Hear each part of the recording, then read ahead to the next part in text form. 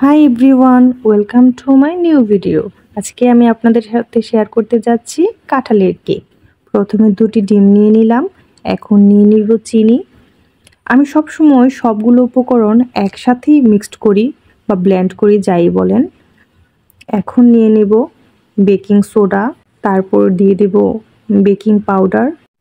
সবগুলো উপকরণ একসাথে দিয়ে ভালো করে মিক্সড করে কিছুক্ষণ রেখে দিলে কেকটা আরও বেশি সুন্দর হয়।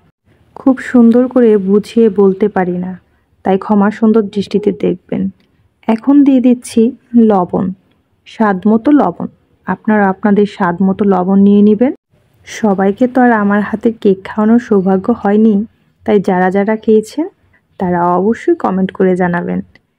এখন দিয়ে দিলাম সয়াবিন তেল। তেল দেওয়ার পর ভালো করে মিক্সড করব। অনেকক্ষণ সময় নিয়ে মিক্সড করতে হবে যেন চিনিগুলো গলে যায়, দানা দানা না থাকে। লাইফে ফার্স্ট টাইম কাঁঠালের কেক বানিয়েছিলাম, খেতে খুবই মজা হয়েছিল। আপনারাও চাইলে ঘরে বানাতে পারেন কাঁঠালের কেক। বাচ্চারা এমনিতে কাঁঠাল খেতে চায় না, কিন্তু এভাবে কাঁঠালের কেক বানিয়ে দিলে খুবই মজা করে খায়। ঘরে হ্যান্ড বিটার আছে, তারপরও আমি হাতেই বিট করছি। আমার হাতেই বিট করতে বেশি ভালো লাগে। এখন দিয়ে দিব কাঁঠাল, যে রসগুলো করে রেখেছিলাম সেগুলো দিয়ে দিচ্ছি। কাঁঠালের রস, কাঁঠালটা ছিল খুবই মিষ্টি। আগে থেকে কাঁঠালগুলো চেলে ডিপ করে রেখেছিলাম, ওগুলি এখন দিয়ে দিলাম। আপনারা কে কে কাঁঠালের কেক তৈরি করেছেন ঘরে, অবশ্যই কমেন্ট করে জানাবেন। এখন দিয়ে দিচ্ছি গুঁড়ো দুধ। যদি গরুর খাঁটি দুধ থাকে ঘরে তাহলে তো খুবই ভালো হয়, আর না হলে পরিমাণ মতো গুঁড়ো দুধ দিয়ে দিবেন। এখন ভালো করে ব্লেন্ড করে নেব।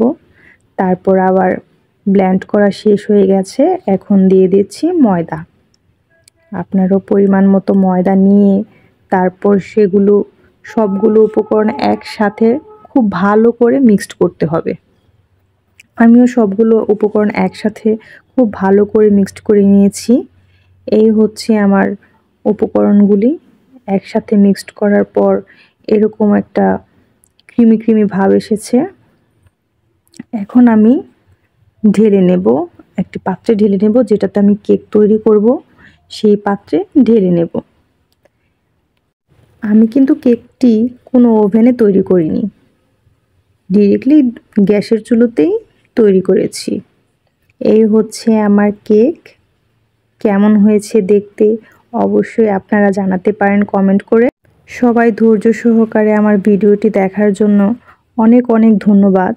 সব সময় লাইক কমেন্ট শেয়ার করে আমার পাশে থাকবেন এবং সাপোর্ট করবেন, এবং আপনাদের জন্য রইল অসংখ্য শুভকামনা।